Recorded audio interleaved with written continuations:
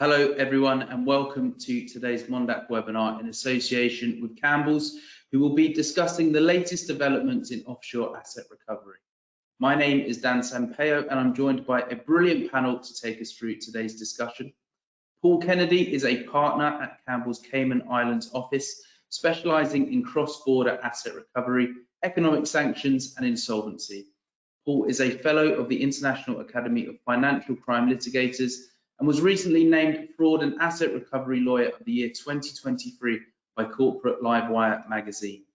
Jane Hale is a partner in the Litigation, Insolvency and Restructuring Group, where she specialises in commercial litigation with a particular focus on fund disputes and partnerships and shareholder disputes. She also specialises in contentious and non-contentious cross-border insolvencies and restructurings, advising insolvency practitioners, stakeholders and creditors in a range of distressed and insolvent situations. And completing our panel is Mark Goodman. Mark is a partner in the Litigation, Insolvency and Restructuring Group, where he specialises in insolvency, restructuring and investment fund litigation. Mark advises and appears in the Cayman Islands courts on behalf of provisional and official liquidators, creditors, shareholders, directors, managers and other professional service providers in relation to a broad range of pre and post liquidation disputes. Before I hand over to the panel to begin today's webinar, a quick housekeeping item.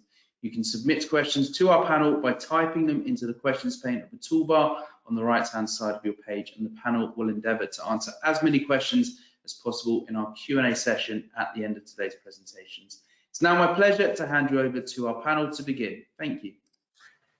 Thank you, Dan. Hi, everybody. You're very welcome to this Mondaq Engage webinar presented by Campbells. Campbells is a law firm that advises on Cayman and BVI law. We have offices in the Cayman Islands, in the BVI and in Hong Kong.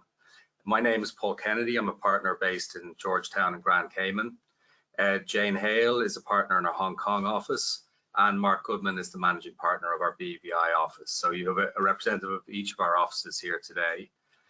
Campbells has been in existence for over 50 years, and the three of us have been practicing offshore for around 35 years collectively. The focus of today's webinar is asset recovery, and this is a practice area which is really inescapable offshore. It bleeds over into insolvency and commercial litigation, and it's almost always complex and cross-border in nature. It's very rare that we would ever have an asset recovery case which is limited to within the various islands. Offshore lawyers therefore have to be able to navigate a lot of different disciplines. You have to be familiar with various asset recovery tools, and we'll talk about a lot of those today. It's a pretty vast area, so what we're going to do is focus on a number of key areas. Firstly, information gathering, then freezing orders and injunctions, and then we're going to talk a little bit about how insolvency plays into asset recovery offshore, and also talk about enforcing judgments in Cayman and BVI in particular. So it'll be a bit of a whistle-stop tour, so hopefully you have a cup of tea or coffee, or depending on the time of day, something stronger, and we'll take you through all of these areas, and hopefully you'll find them to be of use and of interest. So I'm going to speak a little bit about information gathering first, and that's generally the starting point with any asset recovery project. You can't just go to a court and ask for an injunction or ask to enforce unless you've got evidence, unless you come up to the standard of proof. So often we get asked what information is available, and the perception is, and I think it was certainly a valid perception historically, that there's very limited information offshore available in relation to companies in particular. And it's certainly the case that in Cayman and BVI there isn't a direct equivalent of the Companies House in the UK, where you have publicly filed accounts and so on, and that's never been the case and continues to be the case. But I think it could be argued that the differences between onshore and offshore are eroding and have eroded in recent years. So there is now an ability both in Cayman and BVI to search registers of directors. So if you have the name of a company, you can find out who the directors are, and that's a pretty recent development.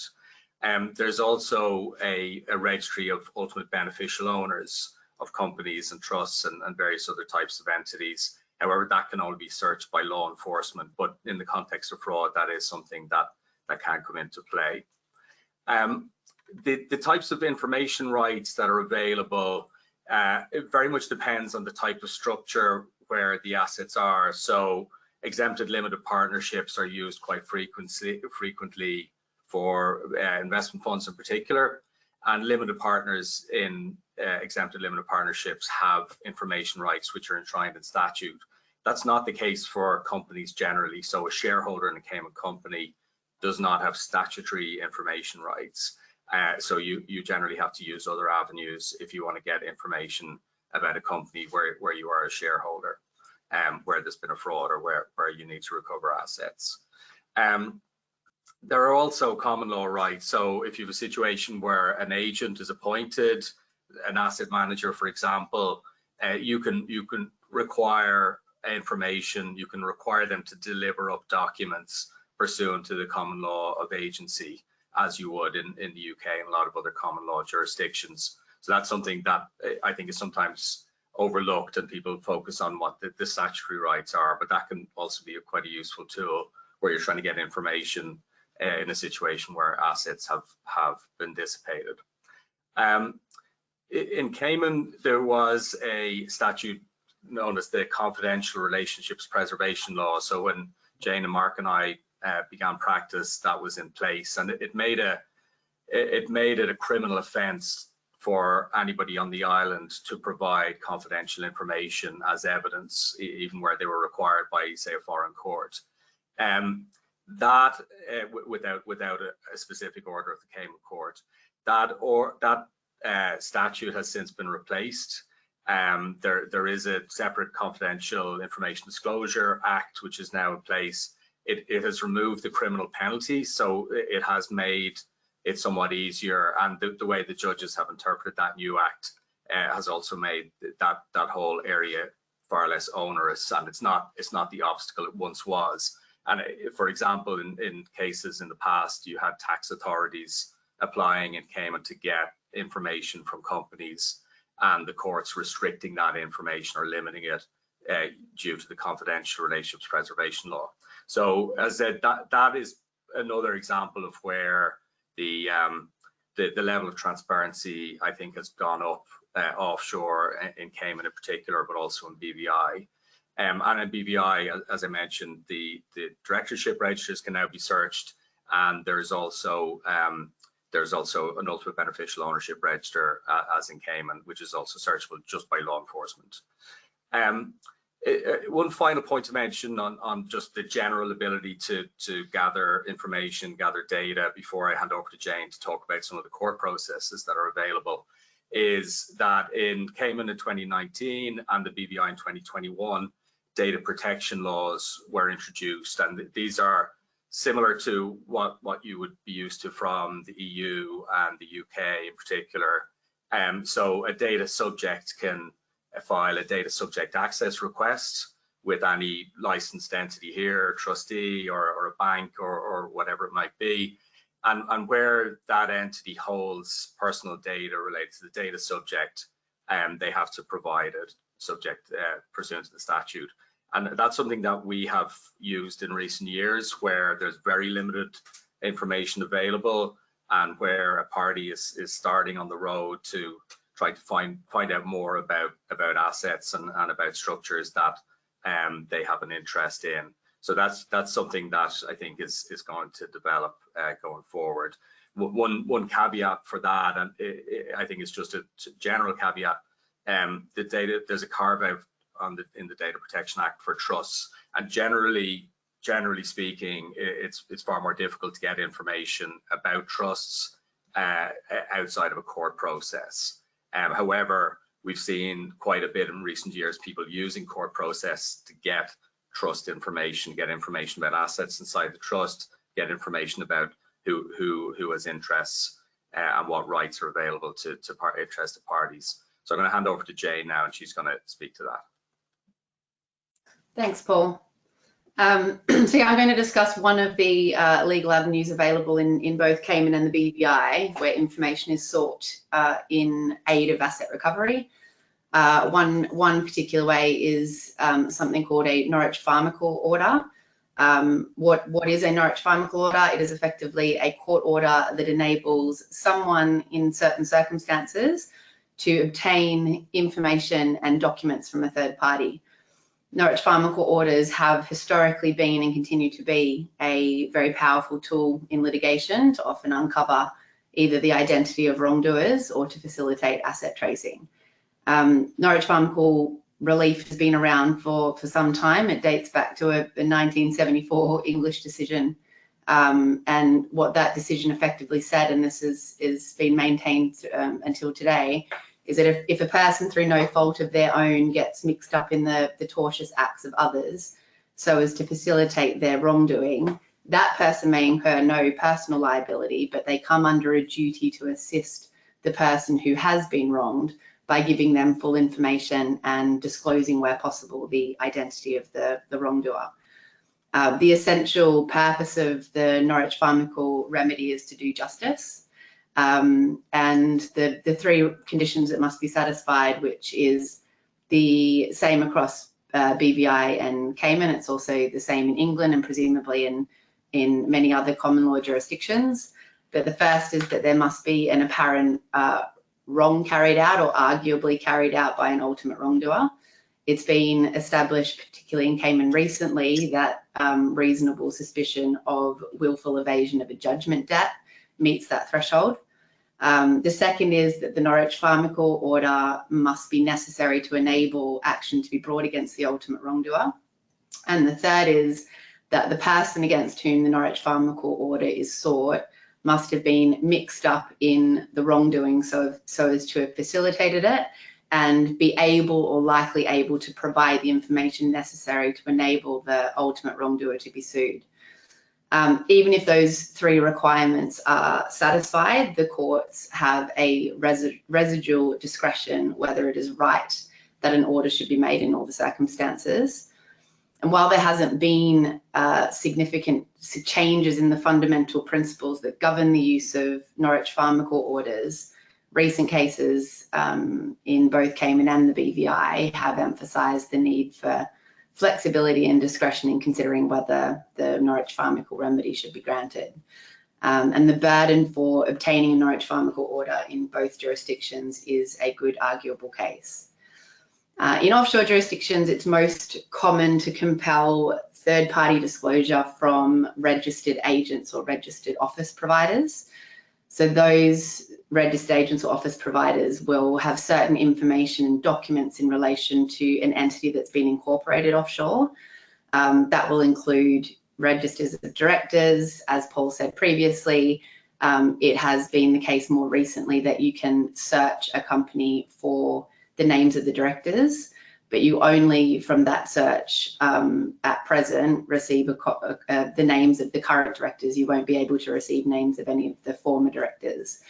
So Norwich Pharmacal would potentially give you more access to that information to the extent it was needed. They would also have registers of shareholders, and in some instances you could seek disclosure of the sort of know your client documents that may be useful in identifying a company's ultimate beneficial holder. So if the entity offshore is being created as a mere vehicle for the purposes of fraud or is being used to hide assets, you may be able to get information from a registered agent or registered office provider that assists you in either bringing a claim or seeking to trace assets. There are decisions out of both Cayman and the BVI that confirm that by virtue of a registered agent or registered officer's very role in providing those services to the company, they cannot be considered as mere onlookers or mere witnesses to take them outside the scope of a Norwich Pharmacal Order. Ordinarily, when you get a Norwich Pharmacal Order, it will be coupled with a gagging order, which means that the registered agent or registered office provider can't provide or can't notify their client or anyone else that the order's been made. And that's obviously to protect a situation in which a person becomes aware that inquiries are being made against a particular entity and they seek to move or dissipate assets before the information is provided. In terms of practicalities, these applications in both Cayman and BVI are made without notice and can be made relatively quickly, and the applicant is responsible for the third party's reasonable fees for providing disclosure.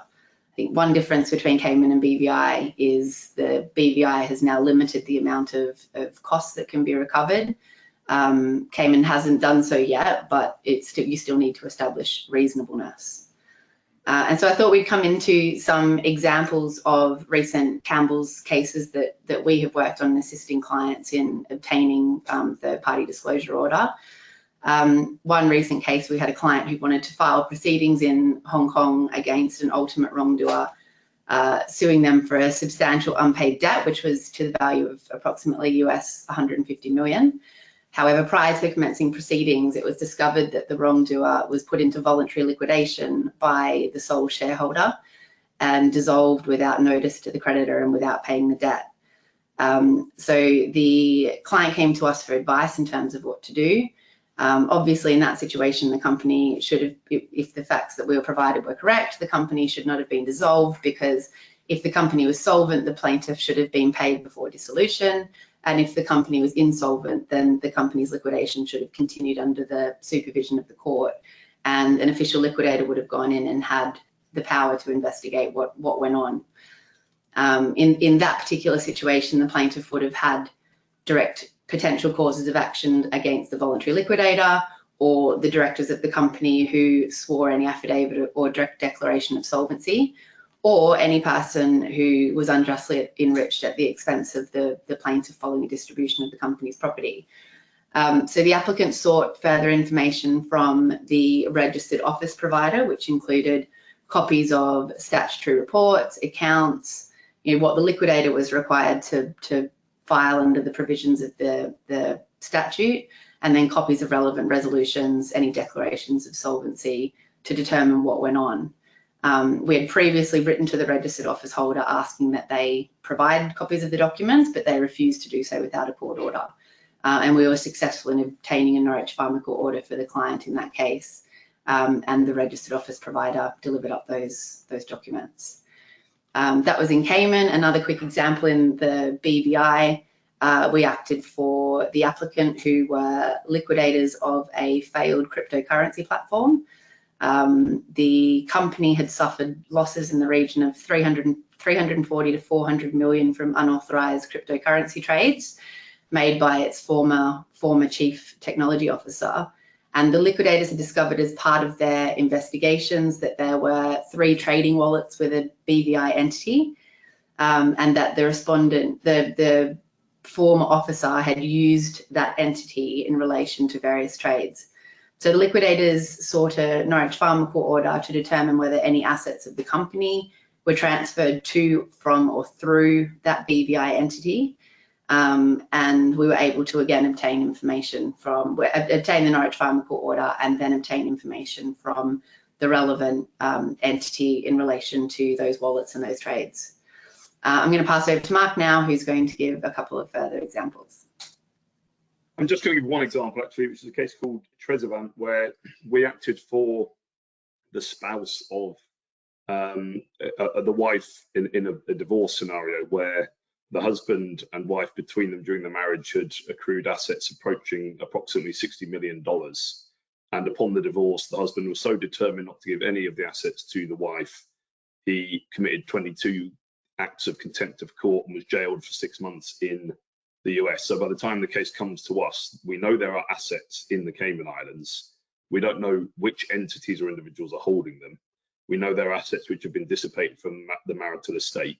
So we had to start that case with Norwich Pharmacal. We'll go on to talk about what we did from there later on, and it's no accident that we talk about the same cases at each stage in this process. But in terms of collecting in information, we first had to go and get Norwich Pharmacal relief against the registered agent of a company affiliated with the husband, which threw up more parties that we were then interested in finding out information. As a result of the initial Norwich Pharmacal, we were able to build a picture of what assets were being held in the Cayman Islands, by which entities, and what steps we could then take to try and collect those assets in. So Norwich Pharmacal is a very powerful tool when you come to a situation.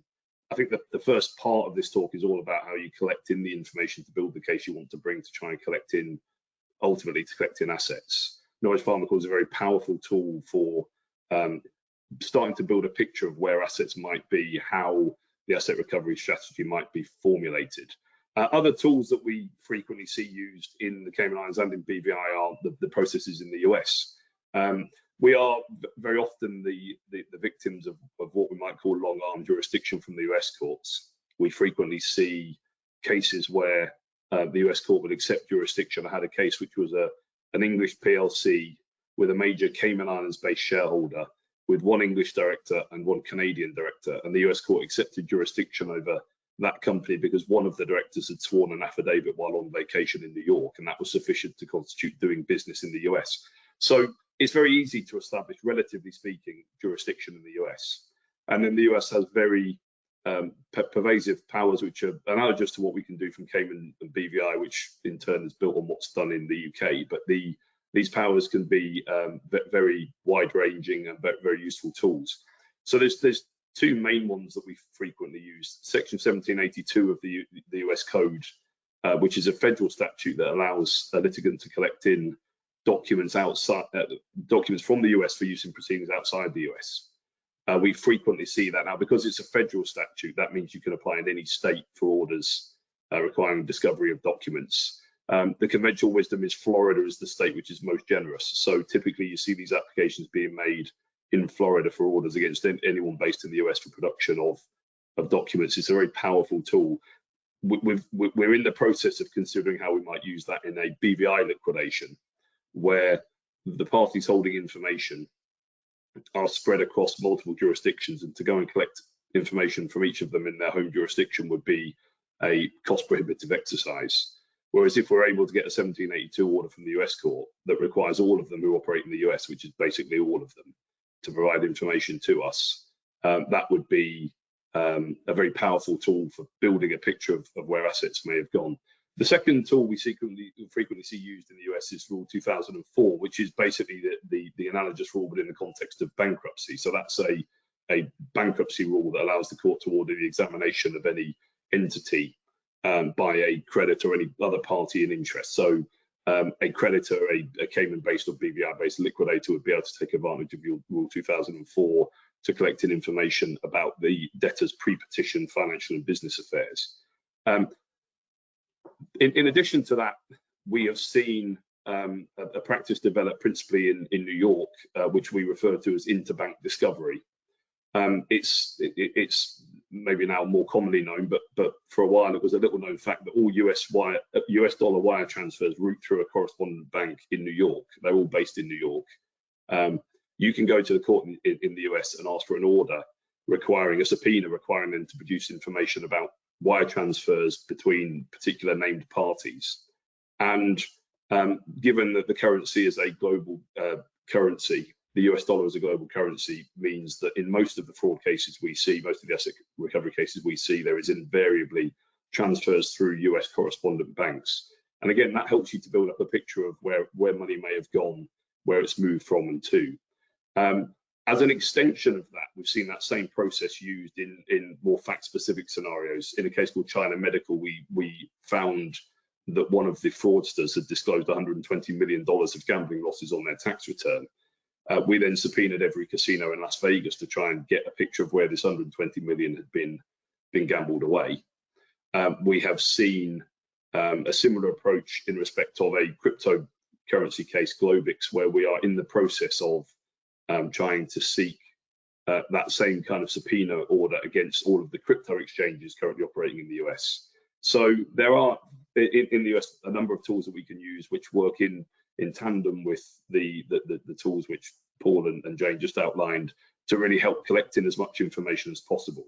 And it's really from there, once you've collected in the information, that you can start to consider the options of how you then build a strategy and pursue a strategy to collect in assets. And so I think at this point, Paul's going to talk a bit about freezing orders and waiver injunctions. Sorry, Jane, you're going to talk about freezing orders. Well, sorry, just before that, Mark, Well, first of all, just to give an example of the bank discovery, there was a case that we've worked on where we wanted to know what were the incomings and outgoings of a bank account in the EU, and the account holder was based in the EU, and the parties that we believed were making and receiving payments were in various Caribbean offshore jurisdictions, other jurisdictions, but none of the parties involved were in the US.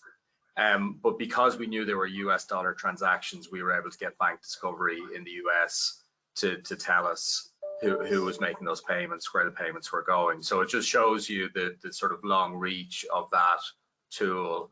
It doesn't have to be a US bank account, it would be an account anywhere in the world, as long as there are USD transactions taking place. It's worth just adding to that, Paul, that we have a provision in Cayman.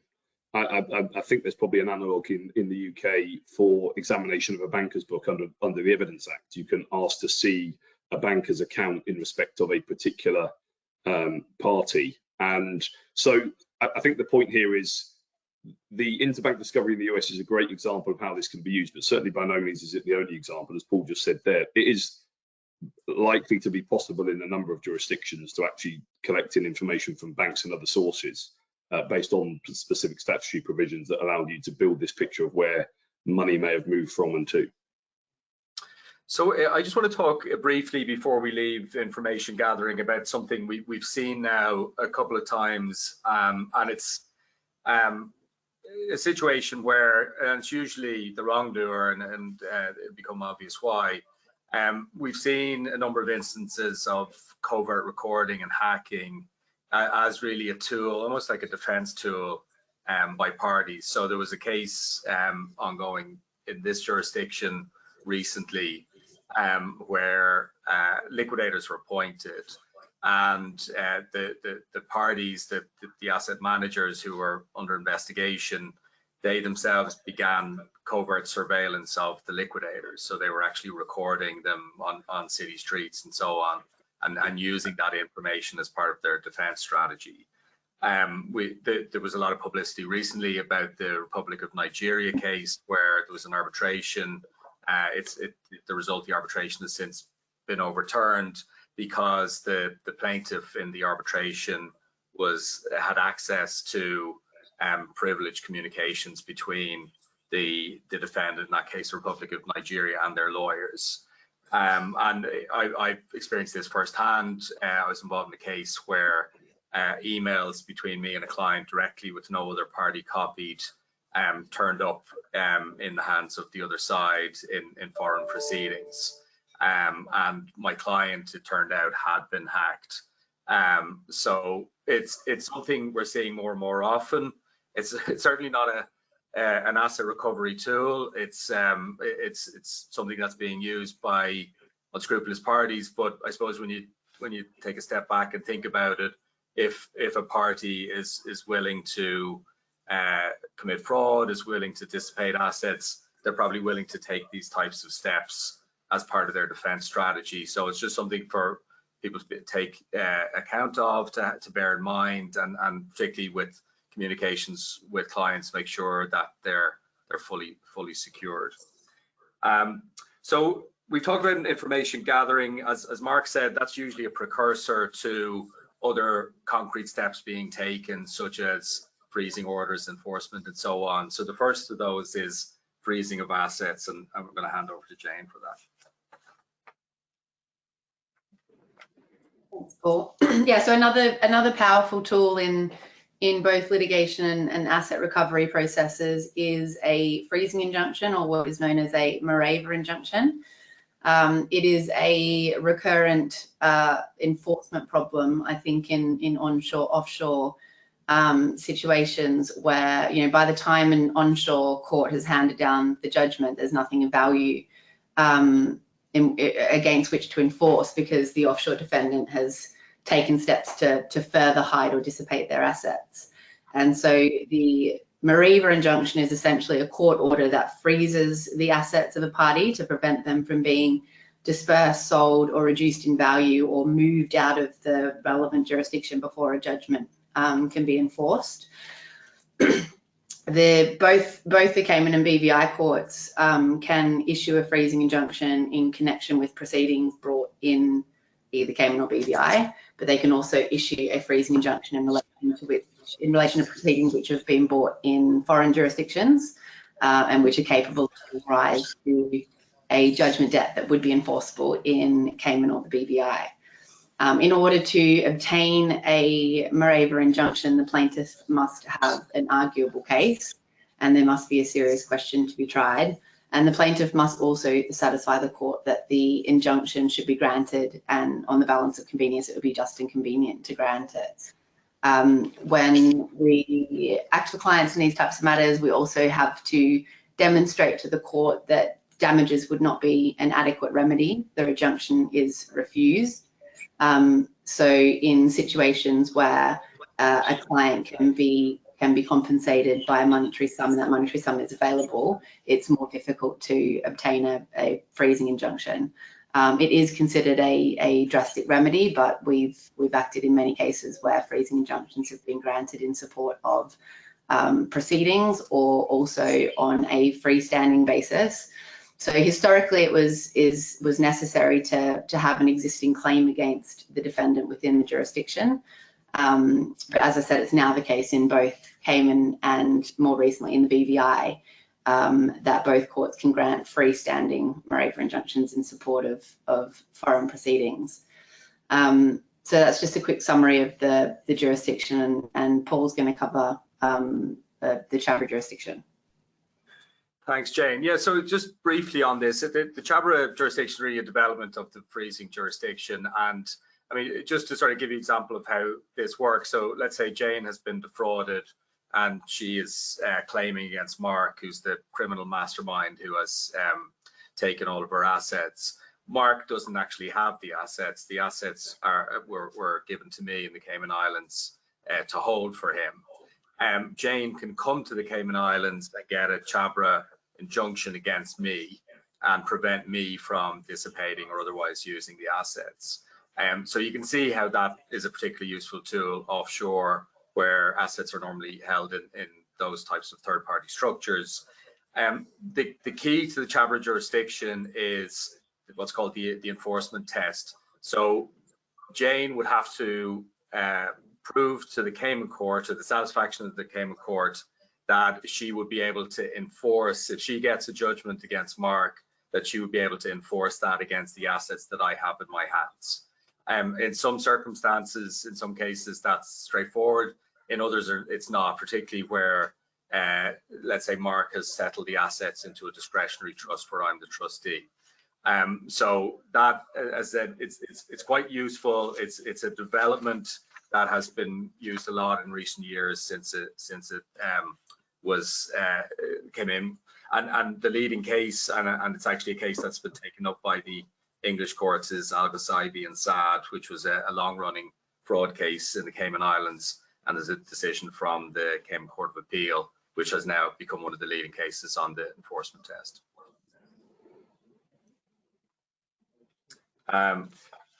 So sorry, I think it's Mark, you were going to speak a little bit more about the next stage. I was just going to come back to the case I referred to earlier, the case of the divorcing couple with assets in the Cayman Islands. In addition to the Norwich Farmer Court, we obviously had to seek an injunction to prevent any further removal or dissipation of assets. And so, as you'll imagine, we didn't have to push too hard to persuade the court that the husband, who at that point was in jail in the US for contempt of court, was likely to dissipate assets. And so the injunction, we got the injunction against all property and bank accounts held in the Cayman Islands, and used that in tandem with the Norwich Farmer Call to start to build a picture of where those assets might be and how we might get them. And as most people on this webinar would probably be aware, the injunction usually comes with an obligation to disclose where assets are. And bringing these actions in parallel, the Norwich Farm Call and the injunction, allows you to, one, test whether the defendant has been frank in their compliance affidavit with where assets may be. Two, it helps you to test information from different sources. Three, it allows you to hold property while you formulate your your case. Now, it'll probably come as no surprise that the next part of the story is how assets were moved in breach of the injunction, which takes me into the kind of next point that I would think about in these contexts is the appointment of a receiver, effectively to enforce and police the injunction. That's something that we've seen used to great effect in offshore litigation. You know, it's probably fair to say that whilst not all offshore companies are used in this way, there are probably a higher proportion of companies in BVI and Cayman that are used as vehicles of fraud or asset protection and therefore asset dissipation structures. And so we have frequently seen cases where there is a need to appoint a receiver in support of the injunction. And in that context, we will go on when we talk about enforcement to talk about different types of receivers and different roles that a receiver can play. But in this context, the role of the receiver as an officer of the court appointed to collect and hold the assets of the defendant in support and to police the injunction is a very powerful tool when you're considering how to collect in assets. Typically, we see without that kind of protection, assets moving to other jurisdictions where you effectively have to go back to the start. I once had a client who said to me, I was acting for a defendant who was the subject of an injunction. He told me he wanted the injunction lifted for a 24-hour period. When I asked him why, what was he going to do in the 24 hours that was going to make a difference, he said he would move the assets to Panama, where the judges were very commercial. And when I tried to explain that judges in the Cayman Islands were also commercial, were aware of commercial issues, were alive to the commercial realities of life, he said, no, I don't mean that. I mean that the judges there will accept bribes. So when you approach these kind of cases, finding out where the assets are, getting your arms around the assets and doing that in a way which is effective is really the first the first couple of steps in the process. And invariably in these kind of situations, a receiver is something that definitely should be under consideration to support and police the injunction. Thanks, Mark. So we've dealt with information gathering, we've talked about freezing, we've talked freezing assets offshore, we've talked about some of the strategies like receivers that you can use in aid of that, in aid of freezing injunctions. So the next stage that we want to move on to is enforcement. So to go back to our example, Jane gets a judgment against Mark. And she wants to come to the Cayman Islands and enforce it, or come to the BVI and enforce it. So what are her options? So the situation in Cayman BVI, and I think offshore generally, is quite different to the situation between EU states or between states in the United States. You don't generally have treaties, you don't have automatic recognition enforcement of foreign judgments. There are limited statutory provisions in both Cayman and BVI for reciprocal enforcement of foreign judgments, but the jurisdictions they relate to are very limited. So in the case of Cayman, it's limited to certain territories of Australia.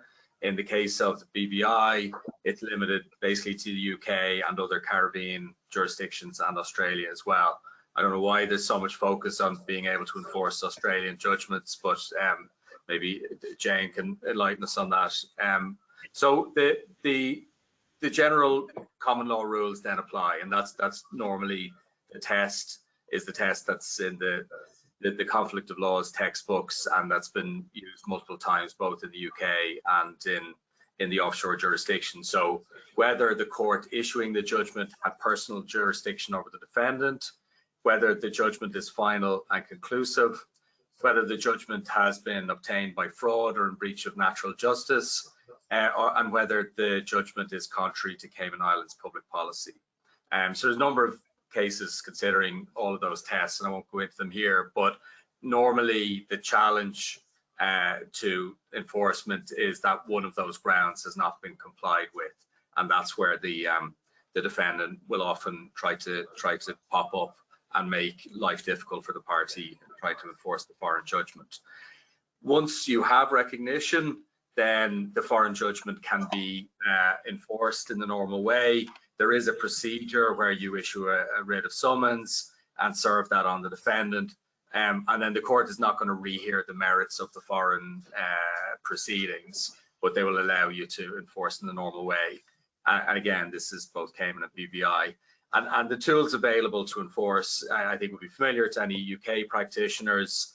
You can get writs of executions, you can have bailiffs seize assets, garnishee proceedings where you have the court direct a third party that owes money to pay to the judgment debtor, charging orders over land or other assets, attachments of earnings, seizure of property, and the appointment of receiver or committal for contempt. And we'll talk a little bit more now about receivers, because that's often, while it's intended to be the final step or the step that you take when the other steps aren't available, it's often the most useful in many of the more complex cases that we deal with.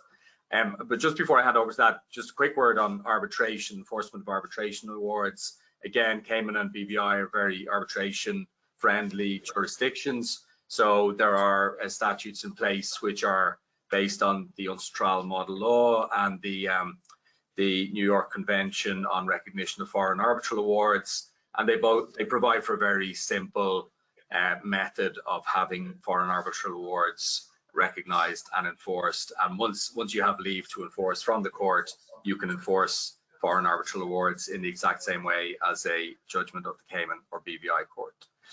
So Mark, can you speak to appointment to receivers and how that can be of use in these kinds of circumstances? Yeah, so in contrast to the kind of receivership I referred to earlier on this talk, which is a receiver in support of an injunction to police and enforce an injunction, a receiver by way of equitable execution is a particular type of receivership where the court will appoint a receiver to assist in the enforcement of a judgment debt. Now, the characteristics of this receivership are slightly different because it is a creature of equity.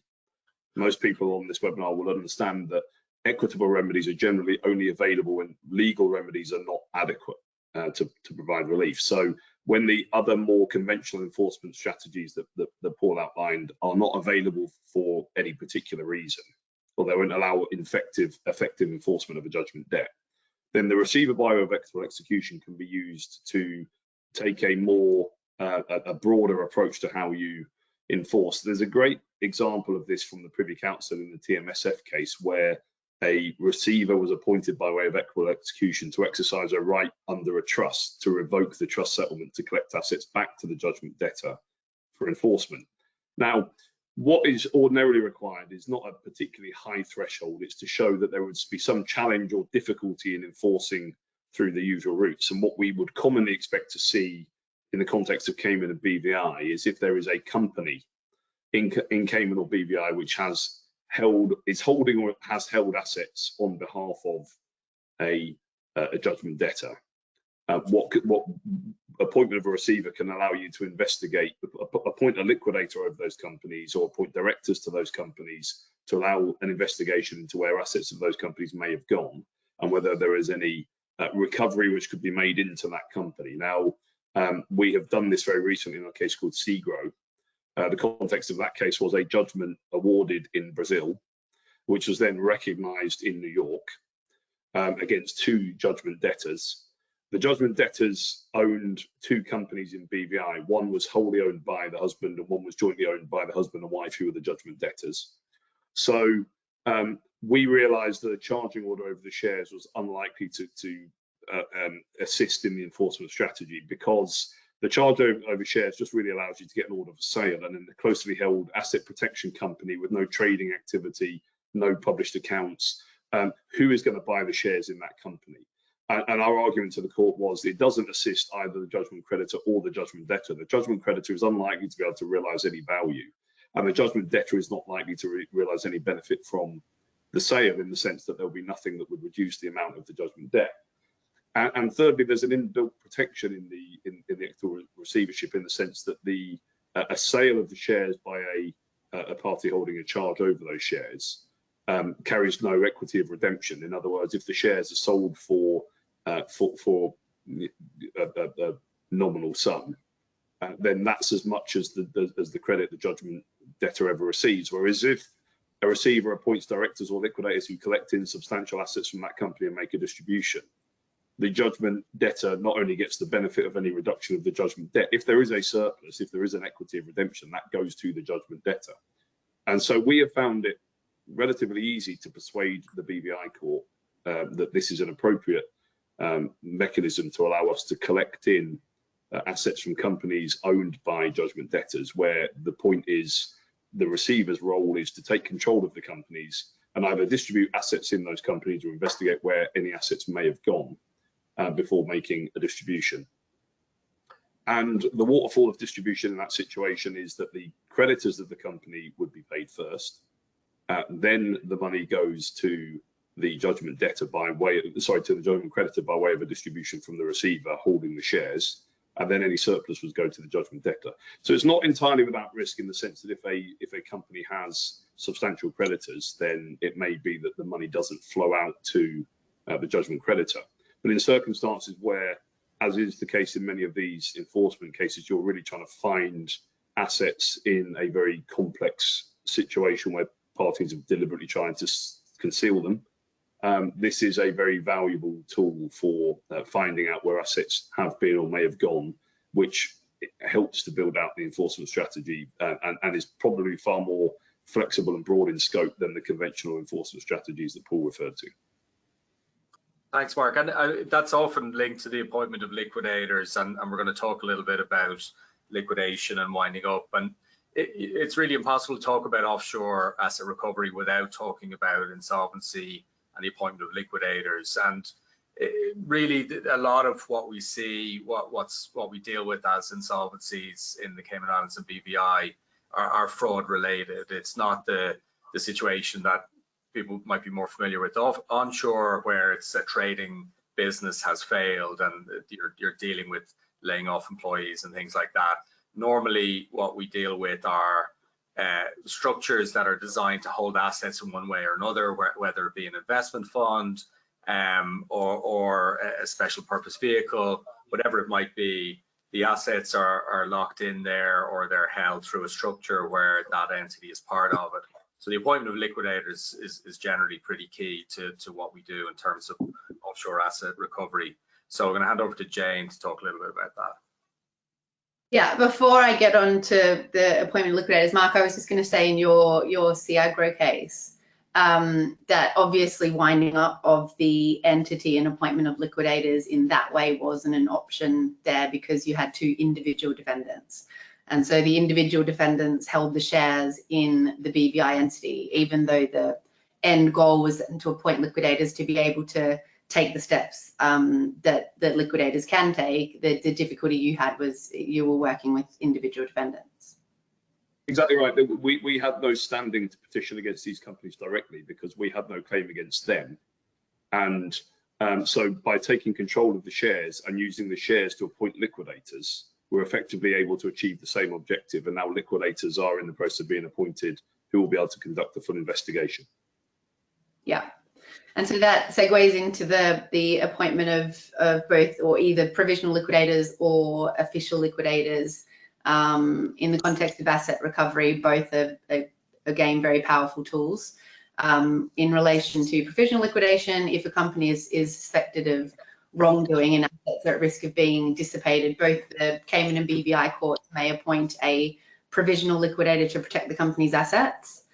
The grounds on which a provisional liquidator can be appointed is that there is a prima facie case for a winding up order. So a winding up order needs to have been presented first, and then an application for the appointment of provisional liquidators is made.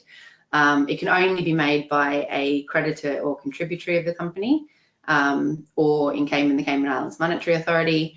The grounds it's necessary to establish for the appointment of provisional liquidators that the appointment is necessary to prevent dissipation or misuse of company assets, or prevent oppression of minority shareholders, or prevent mismanagement or misconduct on the part of the company's directors.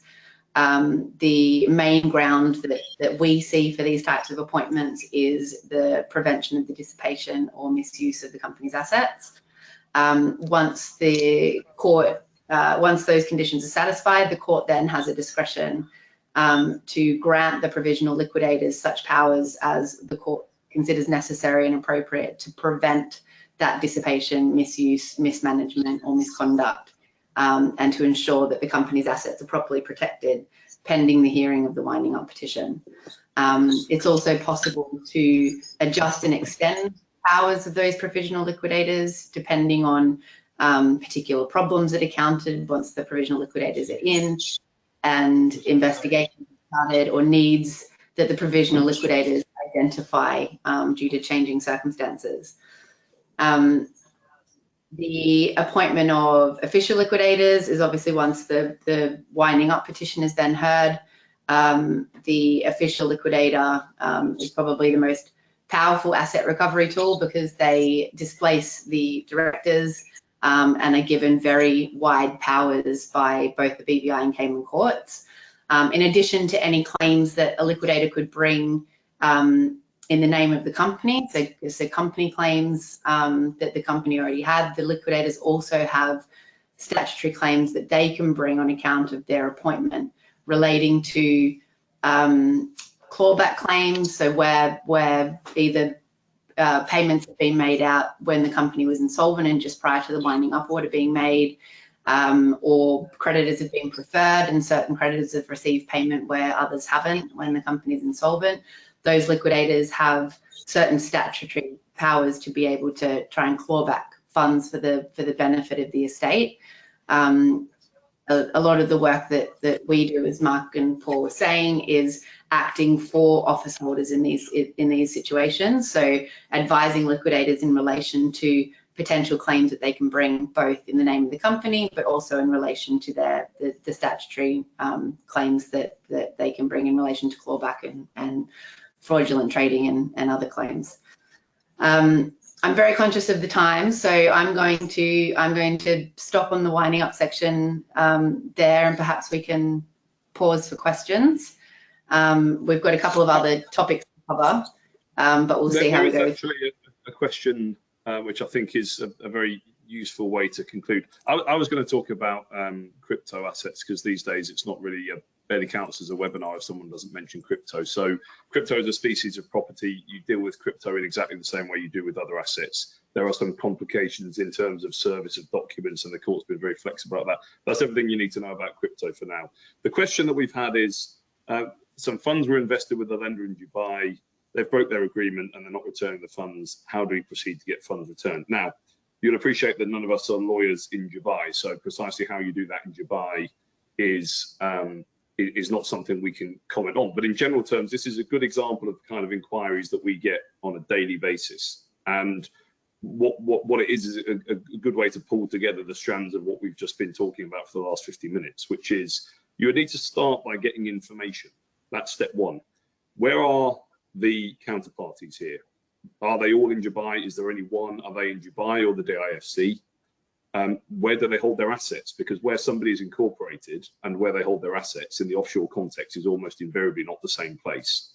Who are the individuals involved? What do we know about them? Where are they based? Now, once you've got the information that shows you who the people in the piece are, where their assets are, we would discuss the best place to initiate a claim.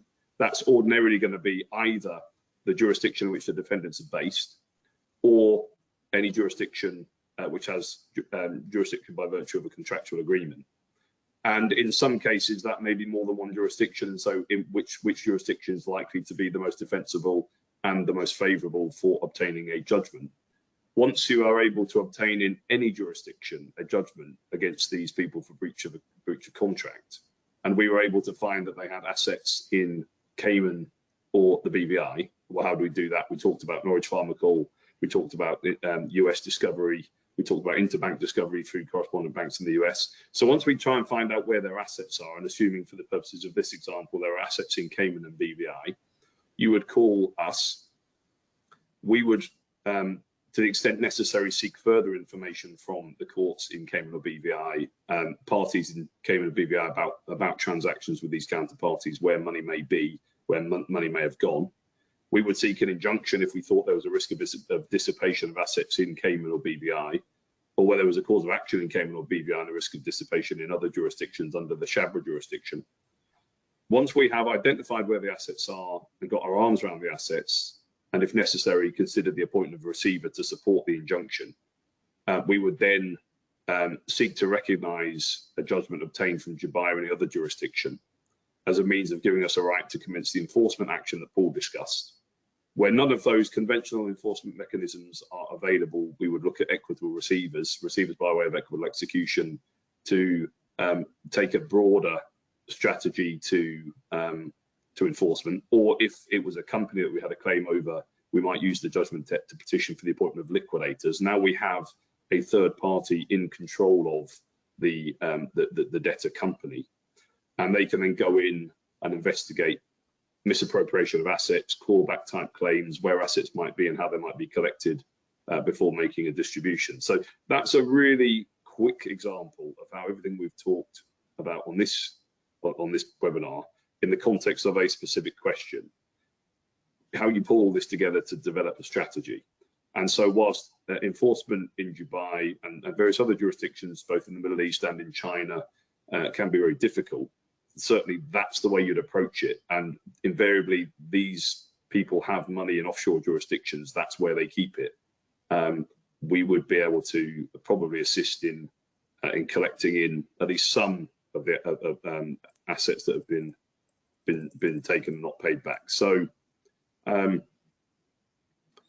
there's a follow-up question. US-based firm and have full evidence of signed contracts and bank wire proofs. So Jonathan, just to go back to that, I mean, it's no substitute for specific legal advice, but where are they? Are they in Dubai or somewhere else? Where are their assets? Are they in Dubai or somewhere else? If you obtain a judgment in the US, is that going to be recognized in Dubai? Probably not. You would probably have to commence an action in the jurisdiction in which they are based, or the jurisdiction which is governed provided for in the contract, or you would have to take a judgment from another jurisdiction and get it recognized where they have assets. So it's really not where you're based, it's where they're based. It's where the defendants are based and where their assets are located is the key to understanding how to enforce offshore. So I think that probably does work as a nice summary of everything we've covered and the way we look at these cases. If there are any other questions, we still have a couple of minutes. Otherwise, thank you all for your attention, which is very much appreciated. Yeah, I think it does work very well. And it shows you that what we've talked about, that sort of life cycle of an asset recovery project, it tends to be much the same. There are differences depending on the circumstances, but these are the tools that you use time and time again. So I think we're pretty much running up on time, and we could talk about this all day. Normally, if this was an in-person seminar, this is the point where we would ask people if they fancy going to the bar for a drink, and we could talk more about it. But unfortunately, it's virtual. So if you have any follow-up, feel free to connect with us on LinkedIn or look up and send us an email. You know, if we're in any of your jurisdiction in the future and you want to hear more about this, please just reach out. So thank you all very much for your time. Thanks for attending and listening today. And thank you very much to Mondaq for organizing.